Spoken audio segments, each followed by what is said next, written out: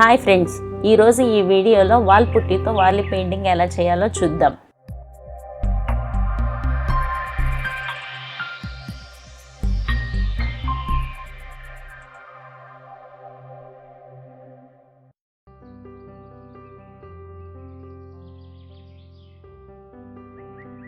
ముందుగా మనం డిజైన్ని ఎంచుకోవాలి.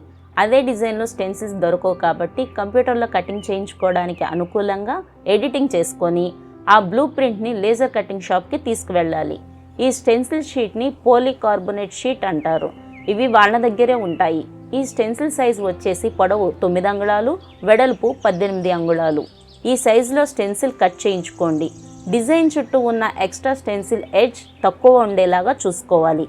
ఇలాగా 2 షీట్లు కట్ చేయించుకున్నాను. ఎందుకంటే ఒకటి పాడైపోయినా ఇంకొకటి అందుబాటులో ఉంటుంది. ఒక స్టెన్సిల్ కాస్ట్ వచ్చేసి 250 రూపాయలు. ఇలా 2 స్టెన్సిల్స్ని కట్ చేయించుకోవాలి. రెండింటికి కలిపి 500 రూపాయలు. కట్ చేయించుకున్న స్టెన్సిల్ని గోడ మీద కదలకుండా 4 వైపులా గట్టిగా పట్టుకోవాలి.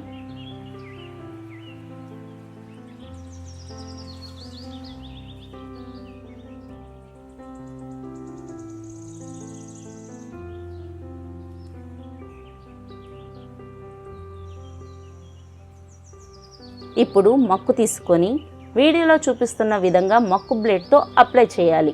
కట్ చేయించుకున్న స్టెన్సిల్ని గోడ మీద కదలకుండా 4 వైపులా గట్టిగా పట్టుకోవాలి. ఇప్పుడు మక్కు తీసుకొని వీడియోలో చూపిస్తున్న విధంగా మక్కు బ్లేడ్తో అప్లై చేయాలి.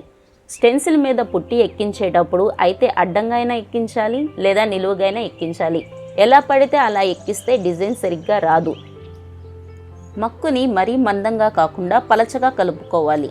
డిజైన్ వరకు మక్కుని ఒక లెవెల్గా అప్లై చేసుకోవాలి. ఎక్కడా గ్యాప్ లేకుండా మక్కుని మొత్తం అప్లై చేయాలి. ఇప్పుడు స్టెన్సిల్ మీద ఉన్న పుట్టిని లెవెల్ చేసి ఒకసారి చెక్ చేసి స్టెన్సిల్ అంచున నొక్కి పట్టుకొని స్టెన్సిల్ పై భాగాన్ని నిదానంగా తీయాలి. ప్రతి 2 సార్లకి స్టెన్సిల్ కడుక్కోవాలి. అలాగే ప్రతి 2 సార్లకు ఒకసారి పుట్టి కలుపుకుంటూ ఉండాలి. ఇప్పుడు స్టెన్సిల్ మళ్ళీ రెండోసారి పెట్టేటప్పుడు బొమ్మ అంచుకి స్టెన్సిల్ పెట్టుకోవాలి. మళ్ళీ పైన చెప్పిన విధంగా వీడియోలో పెట్టినట్టు చేసుకోవాలి. ఇదే విధంగా వాల్ మొత్తం చేయాలి. డిజైన్ చేసేటప్పుడు ఖచ్చితంగా మీరు స్టెన్సిల్ని ఒక లైన్ పూర్తయిన తర్వాత రెండో లైన్ చేసుకుంటూ కిందికి రావాలి. ఇలా ఖచ్చితంగా చెయ్యాలి. మధ్యలో నుండి మొదలు పెట్టకూడదు. ఖచ్చితంగా మీరు చేయవలసింది. ఇలా 2 సార్లకు ఒకసారి పుట్టి కలుపుకోవడం వల్ల స్టెన్సిల్ రిమూవ్ చేసేటప్పుడు చిన్న చిన్న బొమ్మలు ఎక్కడా కట్ అవ్వకుండా, అంచులు పోకుండా డిజైన్ నీట్గా వస్తుంది. నేను కూడా అలాగే చేశాను. మంచి రిజల్ట్ వచ్చింది. మీరు అలాగే చేయండి. ఎలా వచ్చిందో ఇప్పుడు ఒక లుక్ వేయండి.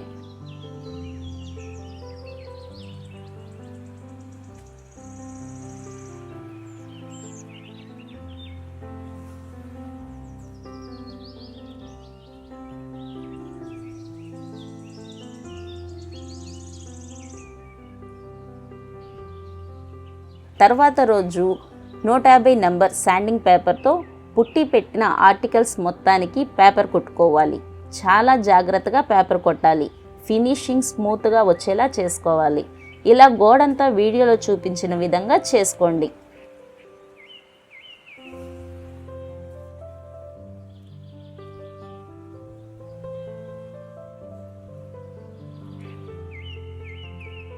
తర్వాత గోడ మీద ఉన్న డస్ట్ మొత్తం దులుపుకోవాలి.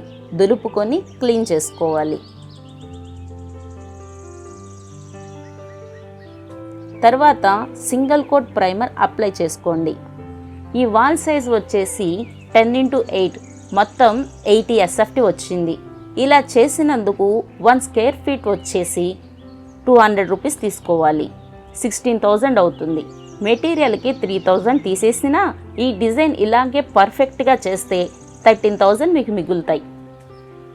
కాబట్టి ఇంతటి పవర్ఫుల్ ఐడియా మీకు ఇచ్చినందుకు మా ఛానల్ని లైక్ చేయండి, షేర్ చేయండి, సబ్స్క్రైబ్ కూడా చేయండి. ప్రైమర్ ఆరిన తర్వాత రాయల్ లగ్జరీ ఎమల్షన్ 8342 2 కోట్స్ వేసుకోవాలి. నేను సింగిల్ కోట్ స్ప్రే మిషన్తో వేశాను. పెయింట్ చిక్కగా పడడం వల్ల పెయింట్ జారిపోయింది. అందుకే 2వ కోటింగ్ స్పాంజ్ రోలర్తో వేశాను. మీరు 2 కోటింగ్లు స్పాంజ్ రోలర్తోనే వేసుకోండి. పెయింట్లో నీళ్లు కలపకూడదు. 21 బేస్లో వచ్చే ఏషియన్ పెయింట్స్ రాయల్ ఎమల్షన్లో నీళ్లు కలపకూడదు, డైరెక్ట్గా అప్లై చేయాలి. అప్పుడే ఫినిషింగ్ బాగుంటుంది. ఇలా వాల్ అంతా 2 కోట్స్ అప్లై చేసుకోవాలి. అప్లై చేసిన తర్వాత వాల్ని 2 గంటలు ఆరనివ్వాలి. ఈ గోడకి డార్క్ కలర్ 8342 2 లీటర్లు పట్టింది.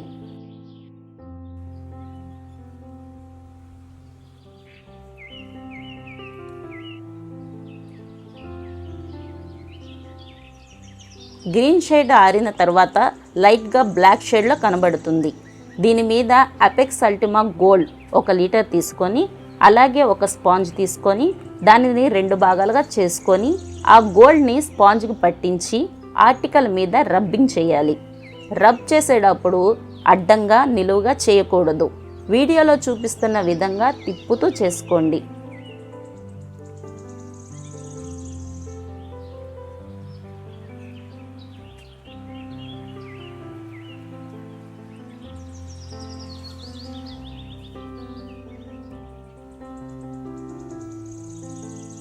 స్పాంజ్ని గట్టిగా గోడకి నొక్కి రబ్ చేయకూడదు. లైట్గా పెట్టి ఆర్టికల్కి గోల్డ్ అంటే విధంగా పెయింట్ చేసుకోవాలి.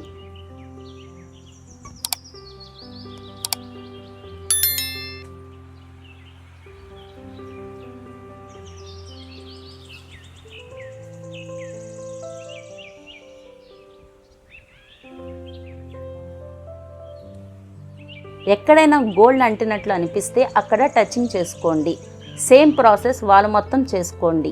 ఇక్కడ మీరు గుర్తుంచుకోవాల్సిన విషయం ఏమిటంటే గోల్డ్లో వాటర్ కలపకూడదు, పాత స్పాంజ్లు వాడకూడదు, రోలర్తో అస్సలు వేయకూడదు. ఇలాగే 2 కోట్స్ అప్లై చేయాలి. గోల్డ్ కూడా 2 కోట్స్ అప్లై చేస్తే ఫినిషింగ్ ఎక్సలెంట్గా ఉంటుంది. వార్లీ కళ ఒక గిరిజన కళ. ఇవి భారతదేశ గిరిజన ప్రజల చేతితో తయారు చేసిన చిత్రాలు. ఈ కళ మహారాష్ట్రలో ఉద్భవించింది. ముంబై వెలుపల ఉన్న అతి పెద్ద ఆదివాసీ తెగలలో వారి తెగ ఒకటి. వారి కళను జానపద శైలి పెయింటింగ్ అని కూడా అంటారు. ఇది ప్రధానంగా పూర్తిగా సౌందర్యానికి బదులుగా అలంకరణ ప్రయోజనం కోసం ఉపయోగించబడుతుంది. వాస్తవానికి వార్లీ పెయింటింగ్ బియ్యం పేస్ట్ మరియు నీటి మిశ్రమం నుండి తయారైన తెల్ల వర్ణ ద్రవ్యం ద్వారా జరుగుతుంది మరియు వెదురు కర్రను పెయింటింగ్ బ్రష్ లాగా ఉపయోగిస్తారు. వార్లీ సమకాలీన సంస్కృతిని ఎక్కువగా అంగీకరించరు. వారికి వారి సంస్కృతి మీద నమ్మకం, విలువ మరియు జీవిత ప్రమాణాలు ఉన్నాయి. ఈ పెయింటింగ్స్ ప్రధానంగా సమైక్యత భావాన్ని సూచించడానికి చేయబడతాయి. వార్లీ ఆర్ట్ ప్రకృతికి మరియు వన్యప్రాణులకు ఎక్కువ ప్రాముఖ్యత ఇవ్వడం ద్వారా తల్లి ప్రకృతి చుట్టూ తిరుగుతుంది. వారి కళారూపం విశ్వ సమతుల్యతను సూచిస్తుంది. ఫ్రెండ్స్, మా వీడియో మీకు నచ్చితే లైక్ చేయండి, షేర్ చేయండి, సబ్స్క్రైబ్ చేయండి.